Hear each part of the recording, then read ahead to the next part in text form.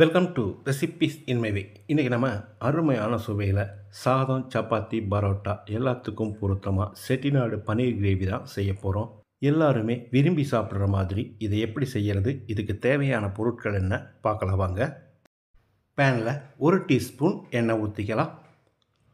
3 வரமிளகாய், 3 table spoon மல்லி, 2 துண்டு பட்டை, 3 கிராம்பு, 4 ஏலக்காய், 1 ஜாதிப்பத்திரி, 1 டீஸ்பூன் மிளகு, 2 டீஸ்பூன் கடலைப்பருப்பு. இது எல்லாத்தையும் கருகாமல் அளவான தீயில் 1 நிமிஷம் வறுத்துக்கலாம். இப்போ இதோட 1 டீஸ்பூன் சோம்பு, 1 டீஸ்பூன் சீரகம், 1 டீஸ்பூன் கசகசா, மறுபடியும் ஒரு 10-20 செகண்ட் இதை வறுத்துக்கலாம். வாசனை வர்ற அளவுக்கு வறுபட்டுருச்சு. இதில் 4 டேபிள் ஸ்பூன் துருவின தேங்காயை சேர்த்து வறுத்துக்கலாம்.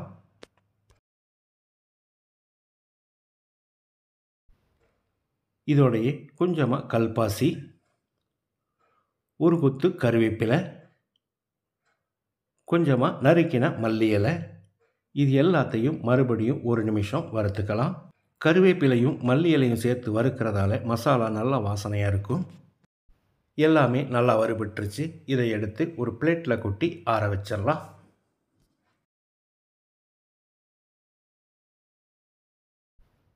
வறுத்த மசாலா ஆறிடுச்சு. இதை மிக்சி ஜாரில் போட்டு முதல்ல பவுடராக அரைச்சி எடுத்துக்கலாம். அதோடைய ஒரு 3/4 கப் அளவுக்கு தண்ணி சேர்த்து பேஸ்ட்டாக அரைச்சிக்கலாம். வாணலியில் 3 டேபிள் ஸ்பூன் எண்ணெய் ஊற்றிக்கலாம்.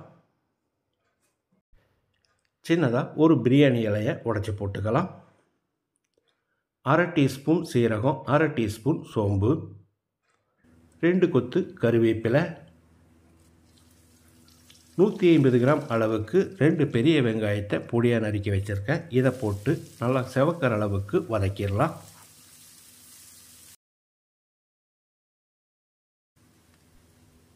வெங்காயம் நல்லா வதங்கிடுச்சு. 200 கிராம் அளவுக்கு 3 தக்காளியை நறுக்கி வச்சுருக்கேன். இதையும் போட்டுக்கலாம். 1 டீஸ்பூன் உப்பு, ஒரு பச்சை மிளகாயும் நறுக்கி போட்டுக்கலாம். பச்சை மிளகாய் சேர்க்கிறது ஆப்ஷனல் தான். தக்காளியை நல்லா மசிகிற அளவுக்கு வதக்கிடலாம். தக்காளி நல்லா வதங்கிடுச்சு. 1/2 டேபிள் ஸ்பூன் அளவுக்கு இஞ்சி பூண்டு விழுது சேர்த்து பச்சை வாசனை போகிற அளவுக்கு வதக்கிடலாம்.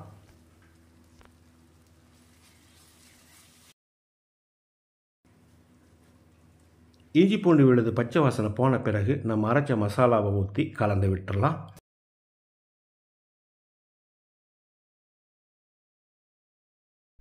இந்த கிரேவி ஒரு 5 நிமிஷம் கொதிக்கட்டும். இடையில கலந்து விட்டுட்டே இருக்கணும்.